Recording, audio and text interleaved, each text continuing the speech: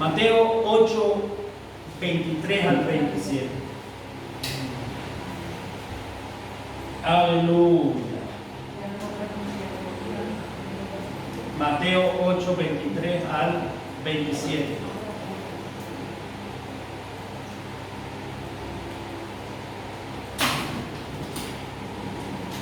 ¿Cómo interpretar las crisis en nuestra vida? ¿Por qué Dios permite las crisis, las pruebas, los desiertos, podemos decir cristianamente, en el lenguaje cristiano? ¿Quién o quiénes producen las crisis en nuestras vidas? Hoy vamos a hablar un poquito acerca de eso. ¿Cuántos tienen crisis en su vida? Amén. Como todos tenemos crisis, y siempre la vamos a tener hasta el último día de nuestra vida, creo que es muy importante este mensaje para ti. Crisis, esa es la palabra que más se ha oído en los últimos 10 años. En la década, es la palabra que más se ha usado en el Google o en cualquier conversación, sea política, sea espiritual, es crisis, prueba, desierto. Porque el mundo se está deteriorando. ¿Cuántos saben eso? La ley de la entropía, que es la segunda ley de la termodinámica, dice que todo se va oxidando, todo se va deteriorando. La tierra dice que gime, está con dolores de parto, esperando la redención de los hijos. Bendita la gloria de Dios. Crisis.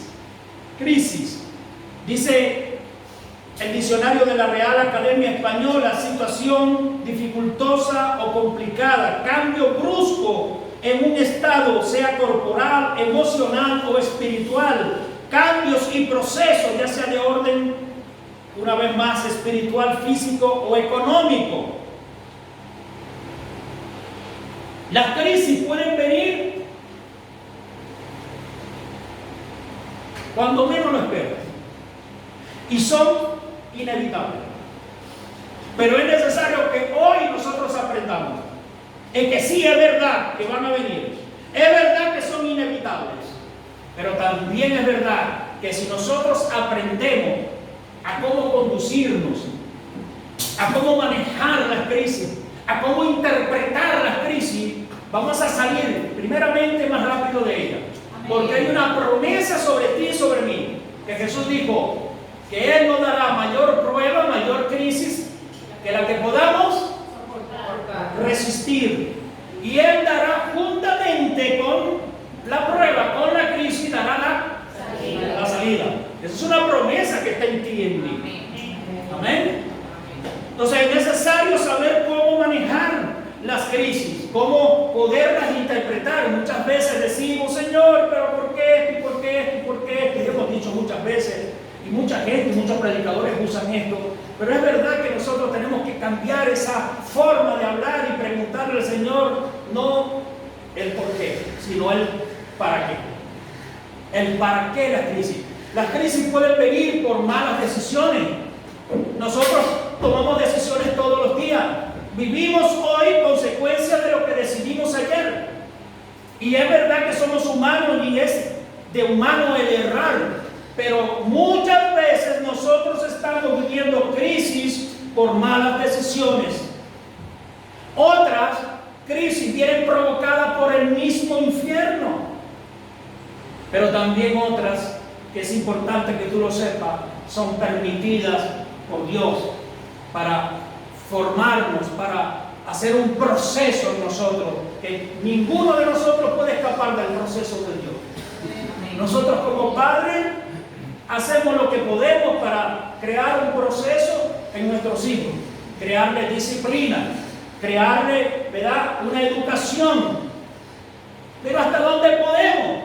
Pero Dios, que es el sabio de los sabios y que Él no se le escapa nada y aún conoce el futuro, el pasado y el presente, sabe exactamente cuál es el proceso que cada uno de los que estamos aquí necesitamos.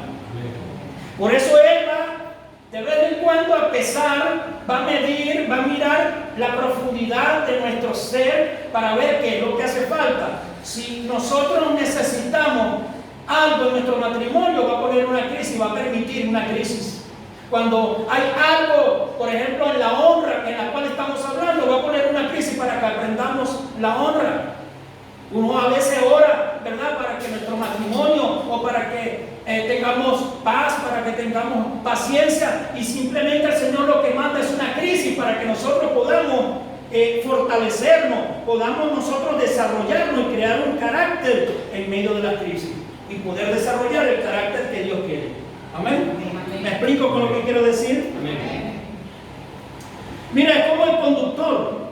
Yo cuando llegué aquí tenía 30 años conduciendo, conducía camiones grandes, pero no fui capaz de coger un coche.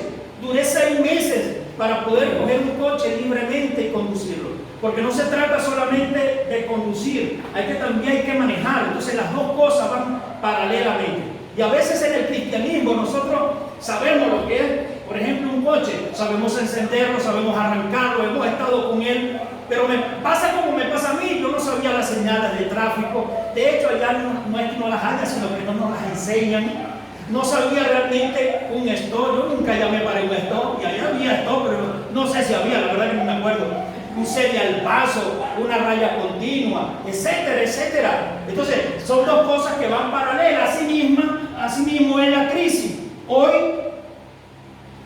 quiero creer que cada uno de los que estamos aquí vamos a llevarnos herramientas bíblicas, herramientas que nos puedan ayudar a manejar y a conducir los tiempos de crisis. Amén. Amén. ¿Qué le parece? Amén. Y como todos y cada uno de los que estamos aquí no estamos vacunados contra eso, porque las crisis van a venir de un lado o del otro. De un lado o del otro. Entonces, número uno, es muy importante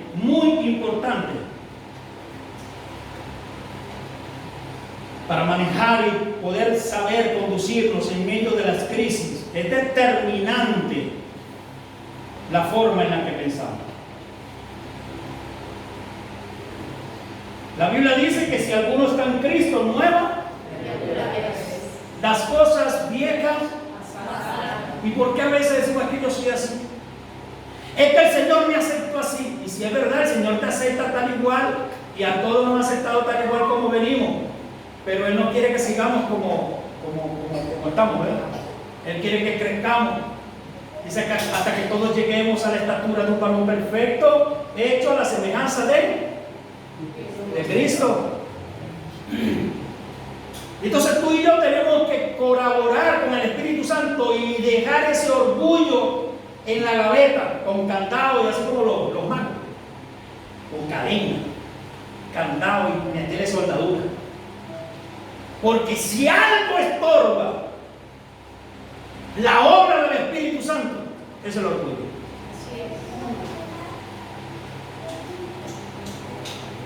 Y tú sabes una noticia que te tengo.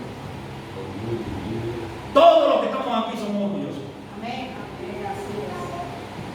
Alguien me dice, no, hermano, ya el Señor trató conmigo, ya yo no soy orgulloso, yo nada más que porque lo dijiste, ya sé que todavía eres orgulloso. Y en estos días le di una prueba, ¿verdad? Nosotros sacamos una foto aquí y yo se la enseño. A ver, ¿a quién va a ver primero en la foto? Ahí está. ¿Sí o no? Usted va a ver al hermano, que lo va a ver después, pero el primero que busca en la foto es usted a ver cómo quedó. Y lo primero que dice, no, quedé muy feo. No, tómamela otra vez. Hay 500 ahí en la foto. No, tómamela otra vez, pero es a ti que te estás viendo, los demás quedaron bien. Es algo nato, ¿verdad? El niño desde chiquitito, tú le quitas una cosa, no, eso es niño. El orgullo es algo que tenemos que lidiar todos los días. Tenemos que engavetarlo todos los días. Todos los días. Fíjate, en la forma de pensar hay algo que llama la atención. Yo se lo he explicado en otras oportunidades. La palabra arrepentimiento no es solamente cambiar de dirección, realmente es cambia tu forma de pensar. Entonces Cristo cuando vino y dijo su primer sermón, lo primero que dijo fue: arrepentíos porque el reino de los cielos se ha acercado. Es decir, en otras palabras, cambien su forma de pensar. Juan el Bautista, su primer mensaje fue: arrepentíos porque el reino de los cielos se ha acercado. Y no es coincidencia, ¿verdad? No es casualidad, sino causalidad, que el primer mensaje de la iglesia, dado por el apóstol Pedro, cuando le dijo: varones Galileos, ¿qué haremos? Y él dijo: arrepentíos, cambia tu forma de pensar. Dile al que está a tu lado: cambia tu forma de pensar.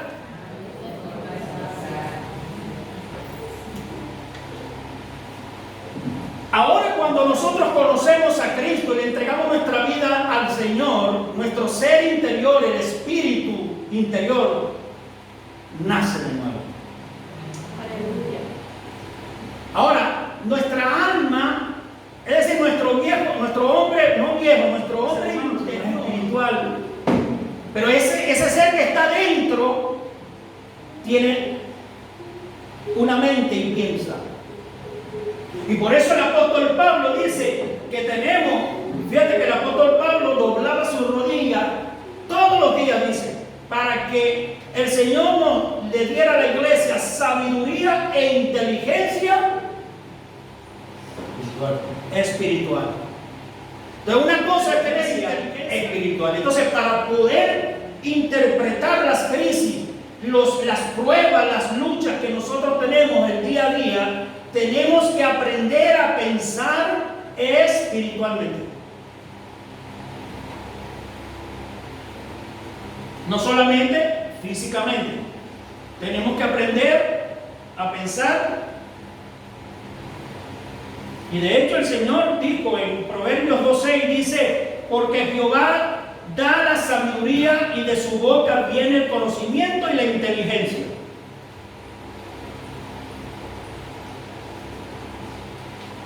Efesios 4:23 dice: renovaos en el espíritu de vuestra mente.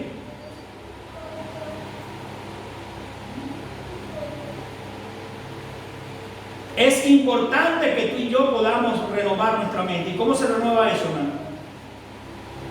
¿Ah? Pregúntame, pastor, ¿y cómo se renueva la mente? En el trabajo, no, el trabajo hay que trabajar, pero en el trabajo no se renueva la mente. Buscando al Señor. Una de ellas, y la más importante, es las escrituras. Si usted no lee la palabra, no puede ser renovado. Si usted no pasa tiempo con el Señor, no puede ser renovado.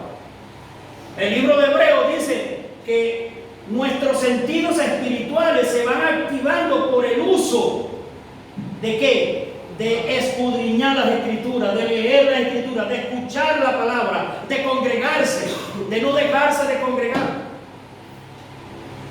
O sea, ahí viene un renuevo en nuestra mente. Es un proceso, pero a medida que usted se involucre más en las cosas del Espíritu, más va a pensar espiritualmente. Imagínate las crisis, por ejemplo, de los apóstoles, del apóstol Pablo. El apóstol Pablo escribe 4 cartas estando preso y parece que estuviera en las Malvinas. Estamos bendecidos con toda bendición espiritual en los lugares celestes, porque Él nos escogió desde antes de la fundación del mundo para que fuésemos santos y sin mancha delante de Él. Y tú dices, pero este hombre está escribiendo esta bendición tan tremenda estando preso. ¿Por qué? Porque pensaba espiritualmente. A veces, ¿y por qué no vino al culto? Porque me levanta la cabeza. El enemigo la semana que viene le va a poner otro dolor de cabeza para que no venga. ¿Sí o no? Porque ya sabe que por eso ya usted deja de venir. ¿Aló? A veces, mire, yo caso a algunos, aquí no, pero yo caso a algunos que como que se aprovechan cuando tienen una gripe, o se aprovechan cuando usted está un poquito malo. Ya no voy para el culto porque estoy malo. Oye, yo me he encontrado gente así,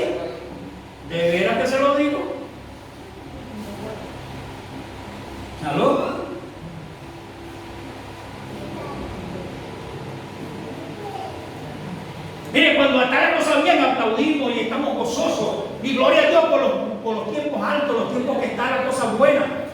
Pero Dios sabe, porque sabe que en los momentos altos y en las cosas buenas, cuando el marido se está portando mejor que nunca, cuando la mujer está, transformada, cuando los chicos, mira, todo va viento en popa. Sabe, porque sabe Dios, que ahí no va a poder procesarte. Entonces, ¿qué hace? Que provoca las crisis, provoca las tormentas. Las tormentas tienen que ver, o es tipo de crisis, de prueba. Jesús estaba con los discípulos y hay unos detalles ahí muy importantes en el verso que leímos. Porque fíjate tú que Jesús permite esta tormenta. Hay predicadores que dicen que esta tormenta la produjo Satanás. Y tal vez puede ser. Puede ser, acuérdate que Satanás tiene un poder limitado, pero tiene poder. Iba a la región de Gadara, ahí había una historia tremenda, o sea, Satanás se había apoderado realmente de esa región. Los siervos de Dios estaban criando cerdos cuando eso era ilegal para el pueblo judío. Había una situación difícil. Y ellos iban a Gadara y sabía Satanás que algo iba a pasar, porque donde está Jesús suceden cosas. Y se presenta el demonio de Gadara y ahí hay una explosión tremenda, no solamente por él, y un milagro tremendo. Yo digo que el mayor milagro no fue el demonio de Gadara, el mayor milagro fue que toda Gadara se convirtió a Cristo por el demonio de Gadara. Él decía, no, yo me voy contigo. No, conmigo no te vas a ir, vas a ir a los tuyos y le vas a contar cuán maravilla ha hecho Dios contigo hoy. Hay un detalle también que dice que Cristo dormía. Mira, la barca representa nuestras vidas. La tormenta representa nuestras crisis. Pero Cristo dormía. ¿Cuántas veces el Señor se va a hacer el dormido? Porque yo no creo que estaba dormido. Él se estaba haciendo el dormido. Porque estaba probando. ¿Qué fue lo que le dijo al levantarse? ¡Hombre de poca fe! Y muchas veces estamos nosotros en crisis y el Señor guarda silencio. Está medio dormido, no está dormido, está medio dormido. A ver cómo reaccionamos en medio de las crisis. Hay gente que le pone hasta tope: si no me consigues trabajo de aquí a un mes, no voy más a la iglesia. Sí, también he visto gente así. Uno aquí ve de todo ya. Señor, no voy a orar más si tú no me consigues la mujer que yo te estoy orando hace un año. No voy a orar más. Yo conseguí a alguien que dijo que como no se le cumplió lo que se le iba a dar, 6 meses duró sin orar a Dios. Y de paso lo digo públicamente, casi que le agarro por la cabeza.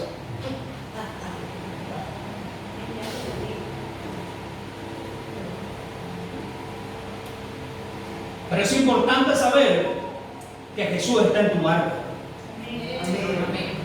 Jesús prometió estar todos los días, en los días altos y en los días bajos, en los días de felicidad y en los días de tristeza. Lo que pasa es que muchas veces duerme para ver cómo nos comportamos, para probarnos, para ver cómo está nuestro carácter. Y mueve la mata de vez en cuando. ¿Sabe lo que más mueve el Señor? Porque sabe que somos muy apegados al dinero. Y en donde más nos pruebas es el dinero. Entonces de pronto ahora voy a diezmar y voy a ofrendar. Y entonces el Señor dice: vamos a ver si esto lo dice de verdad. Le voy a quitar los alimentos un mes en la casa verde. ¿Qué dice? A ver si me glorifica. ¿Verdad? O guarda silencio, o se retracta y empieza a blasfemarme. Yo he vivido eso, nosotros hemos vivido eso muchas veces. Porque Dios tiene que formarnos. Dios tiene que formarnos. El Evangelio no es solamente venir aquí, alabar a Dios y levantar las manos. Él quiere que seamos transformados. Él quiere que lleguemos a la estatura de un varón perfecto, hecho a la semejanza de Cristo. Hemos dicho en muchas oportunidades, lo único que nos vamos a llevar para el cielo es el carácter. El carácter. Usted no se lo va a llevar y yo no me voy a le lleva más nada, el carácter. Mire, el demonio, el rico y Lázaro, la historia del rico y Lázaro, el mismo carácter que tenía abajo lo tenía arriba, ¿verdad? Y veía a Lázaro: Abraham, mándalo para que busque, me da la punta de mí, porque estoy aquí gravemente atormentado, y envía a alguien a la tierra para que le predique, me da una cosa ahí tremenda, el mismo carácter. Pero nosotros no vamos a llevar ese carácter para arriba. Así que es necesario, dile que está a tu lado, es necesario las crisis en nuestras vidas. Porque cuando estás bien, Él te prueba y empieza a medir, empieza a poner el peso, a ver cómo está el matrimonio, a ver cómo está cuando se martilla un dedo. Todavía se le sale palabrota cuando se martilla un dedo. ¿Aló? Todavía en una conversación se le sale vamos a ver cómo está la economía. Está confiando mucho en el trabajo. No, si lo hizo, mira, lo hizo con Abraham. No lo hizo con Abraham. El hijo que le pedía lo adoraba tanto. ¿Cómo es? Vio que estaba adorándole tanto. Y no, aquí, bueno, hay un trasfondo terrible, pero le pidió a su hijo. Y el Señor pone y pide cosas cuando sabe que nuestro corazón no está correctamente como Él quiere que esté. ¿Aló? Amén. Bueno, mira, una de las primeras cosas que Él hace es que prueba la fe. Primero de Pedro 1:7 dice: para que sometida a prueba nuestra fe, mucho más preciosa que el oro, el cual aunque perecedero se prueba con fuego, y sea hallada en alabanza, gloria, honra, cuando sea manifestado Jesucristo. Entonces, una de las cosas que el Señor prueba es nuestra fe. Nuestra fe. Y no es la fe que nosotros creemos, esa fe salvadora. Pues todo el mundo tiene fe. ¿O no? Los ateos tienen fe. O es que los ateos no se montan en los aviones. Hay que tener fe para saber que un hombre que uno no sabe ni quién es, te va a meter 8, 6 horas, 7 horas de vuelo y que tu vida está en las manos de Él. Y tú tienes fe de que vas a llegar allá. ¿Sí o no? Sí. Aunque sea ateo, tiene fe de que el piloto lo va a llevar. Pero no hablo de esa fe. Yo hablo de una fe que incluso cuando usted no entienda nada de lo que le está ocurriendo, usted pueda seguir creyendo que papá es bueno y que Jehová es bueno y que todo lo que hace lo hace bien, y que el mundo, el universo y tu vida está bajo el control de papá. Amén. ¿Cuánto lo crees? Esa es la fe que el Señor está pidiendo aquí. Que cuando usted tenga bastante, pues tenga esa fe, pero cuando no tenga nada, usted, aunque no entienda nada, usted siga creyendo que Jehová es bueno. Amén. Y que Él le va a sacar de esa circunstancia. Y que Él le va a dar la salida justamente con la prueba. Y yo no me muevo porque tengo mi mirada y mi confianza en Él. Por eso dice la Biblia: bienaventurado el varón que puso su confianza en Jehová. Amén, Señor. ¿Aló? Amén. ¿Cuántos saben que Dios tiene tu vida bajo control? Amén. Aun cuando tú no lo entiendas, aun cuando a nosotros nos sucedan cosas y tengamos crisis terribles, tal vez en el matrimonio, en la economía, en nuestra casa, con nuestros hijos, aún así, Él está en control. Amén. Eso no lo va a entender el mundo, ni lo va a entender los niños cristianos, los que todavía están en tetero. Para esto necesita madurez, para poder entender que aunque ande en valle de sombra y de muerte, no temeré mal alguno. Y como digo, aunque tú me mataras, seguiré glorificando. Jehová Dios, Jehová Cristo, sea el nombre de Jehová. Esa es la fe que necesita el Señor en su pueblo. La fe que tenían los apóstoles, que dieron su vida por el Evangelio, que los llevaron a los leones, que los llevaron los partieron en dos, los crucificaron boca abajo, a otro a Esteban lo despellejaron, le quitaron toda la piel. Perdón, a Felipe. No, a Esteban lo mataron a piedra, porque más doloroso no. quitarle la piel vivo, creo que es una cosa, vamos, inimaginable. A Pedro dice que lo crucificaron boca abajo. A Pablo dice algunos que lo echaron a los leones, otros comentaristas dicen que lo picaron en dos. ¿Qué le parece? Yo digo que hay pastores y gente que cree que la iglesia va a pasar por la tribulación. Yo le digo, mire, Dios quiera que no. Yo no creo eso, pero Dios quiera que no. Porque si hoy nosotros, hasta por un dolorcito de cabeza, no vamos a la iglesia, ¿qué quedará si nosotros como cristianos tengamos que pasar por la gran tribulación? Que te digan, que tengas el hijo ahí, ¿usted cree en Cristo? No, si no le cortamos la cabeza a su hijo. ¿Aló? Esa es la fe que yo le estoy diciendo. La fe de unos que lo fueron a llevar al fuego y sabían, porque sabían que el Señor lo iba a sacar. Y si no lo iba a sacar, igual iban a creer en Él. Igual se iban a la presencia de Él. O que cuando lo iban a echar a los leones, igualito. Esa es la fe que el Señor quiere para que nosotros podamos interpretar y poder superar, poder manejar, poder conducirnos en medio de las crisis. Que aunque pase lo que pase, aunque tengas suficiente o no tengas nada, sigas creyendo que Él es bueno. Amén. ¿Cuántos lo creen? Amén. Mire, si no predico más, es suficiente para lo que el Señor quiere decirnos. Porque este es el paso más importante. ¿Cuántos creen que Dios es confiable? Amén. Él es confiable. Y estamos en sus manos. Y Pablo entendió esto y nos lo enseña, pero poco nos hemos aprendido. A los que aman a Dios, todas las cosas les ayudan para bien. Mira, una mente espiritual. Santiago decía, tener por sumo gozo cuando te encontréis en diversas crisis, en diversas pruebas, sabiendo que la crisis, que la prueba, que el desierto produce. Esa es la fe que necesita Dios para este tiempo. Y Dios quiere que nos vayamos en el arrebatamiento antes de la gran tribulación. Dios quiere, y yo lo creo. Porque yo no creo que con la iglesia que tenemos hoy en día, mire hermano, yo no sé cuánto quedaremos ahí. Nuestra fe tiene que ser probada como el oro fino. ¿Sabes cómo se prueba el oro fino? ¿Cuánto? Creo que son 3.000.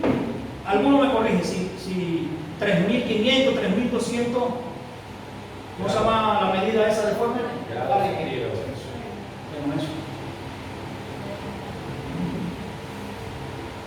¿Aló? ¿Usted está entendiendo por qué entonces las crisis? Tenemos que saber interpretarlas.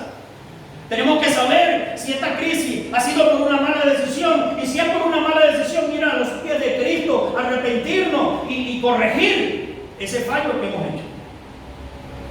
Y Dios dice que todo aquel que confiesa y se aparta alcanzará misericordia. Y Dios traerá cosas nuevas porque Él quiere intervenir en nuestras vidas, aun cuando hayas cometido un error. Y si es por el enemigo, igual, ir a los pies de Cristo. Y si es por Él, también ir a los pies de Cristo. No tenemos otra. Para que el Señor nos dé fuerza, nos dé fe para poder superar esa crisis. Porque como dijo un dicho por ahí, pero no sé si en Venezuela solamente o en otro lado, dice que no hay mal que dure 100 años ni cuerpo que lo resista. Y así como viene una tormenta, también vino bonanza. Y todas las tormentas tienen un tiempo, pero después se quitan. Y las crisis son iguales. Pero si confiamos en el Señor, Él nos sacará en victoria. Porque tú sabes que es malo que usted salga de una crisis, pero no haya aprendido. A mí me ha pasado muchas veces. Y Dios me libre que me tenga que Dios me dé la sabiduría espiritual y la inteligencia espiritual para no volver. Que nos ayude, porque somos de esos que, como dicen, el ser humano que es el único que tropieza por la misma piedra no sé cuántas veces. El animal, al burro, que dice que es burro, tropieza con una piedra y ya al día siguiente saltan. No pasa por ahí. Pero los animales son más inteligentes que nosotros a veces. ¿Usted no sabía eso? Mira, eso se comprueba en Noé. 120 años Noé predicando y ningún cabezón entró, sino los hijos, la esposa, los 3 hijos y la esposa de los 3 hijos, las 3 mujeres. Pero no quedó un animalito afuera, muy inteligente los animales. ¡Ah! Toditos entraron. Venga, vámonos, apúrense que por ahí viene el agua. Y los cabezones ahí diciéndole que va a venir agua. Y aquí no llueve. Hasta que nos sorprendió, hermano, y se cerró la puerta. Tremendo, ¿verdad? Bueno, además de la fe, Dios prueba nuestras intenciones. Por eso, mira, yo me acuerdo siempre de Enrique Escobar, porque él dice, no, ya yo no canto así como cantaba antes. Hay que aprender. Porque a veces, yo me rindo a Él. Y el Señor escucha. Vamos a hacer la cosa. Vamos a ver mañana, a ver si me rindo. Vamos a ver si te vas a rendir. Y te mete una crisis para ver si es verdad lo que estás confesando. No, Señor, cuando yo ahora no tengo para dar, no tengo para diezmar, no tengo, pero cuando yo tengo un trabajo, Señor. No he oído eso que dice, cuando yo tengo un trabajo, cuando yo tenga esto, cuando yo tenga lo otro. Mentira, yo oraba aquí, ya cuando oro por trabajo, me dan ganas de decirle, ya, vean. Pero si yo oro por ti, por el trabajo, para continuar congregándose. Porque que yo he orado por mucha gente aquí por trabajo, le dan trabajo, no lo veo más nunca. ¿Qué le parece? ¿Ah? Entonces Él prueba nuestras intenciones. Dice, este fuerte, dice, porque vendrán muchos en mi nombre diciendo yo soy el Cristo, el Mesías. En otras palabras, muchos confesarán ser cristianos, pero en el momento de la prueba, en el momento de la crisis, no dan fruto. Eso lo dijo el Señor en la parábola del sembrador. Dice, uno de ellos, Marcos 4:17, dice, pero no tienen raíz en sí, sino que son de corta duración, porque cuando viene la crisis, por causa de la palabra, tropiezan. Y Lucas lo explica de otra forma, dice Lucas 8:13, dice, los de sobre la piedra son los que habiendo oído reciben la palabra con gozo, pero estos no tienen raíces, creen por algún tiempo y en el tiempo de la crisis, ahí está conmigo iglesia, en el tiempo de la crisis se apartan, en el tiempo de la prueba. Primero de Corintios 11:19 dice, porque es preciso, es necesario que entre vosotros haya disensión y haya crisis, para que se haga manifiesto entre vosotros lo que son aprobados. Entonces, Dios va a probar. A mí me da miedo cuando un hermano ha pasado tantas veces. Son 16 años de aquí y 2 años allá. Y pastor, esté tranquilo, cuente conmigo. Que la iglesia hay que limpiarla, cuente conmigo.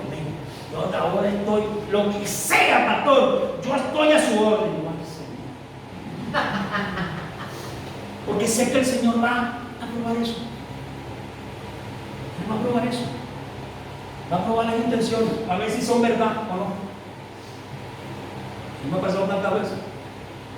Y después, hermano, mire, hágame el favor, llévenme a la hermana fulana. No, hermano, que tengo que hacer esto y tengo que hacer lo otro. Hermano, y miren, si hacemos esto, pues, no, hermano, mire, estoy hasta aquí, no puedo, no tengo para esto, no tengo aquello. O sea, sucede mucho eso, a mí me ha pasado muchísimas veces. Sobre todo antes, aquí no, gloria a Dios. Aquí no. Aquí todo está disponible, gloria a Dios. Amén. ¿Sabes que Dios muchas veces nos va a ofender? Hoy yo vi a algunos que estaban ofendidos.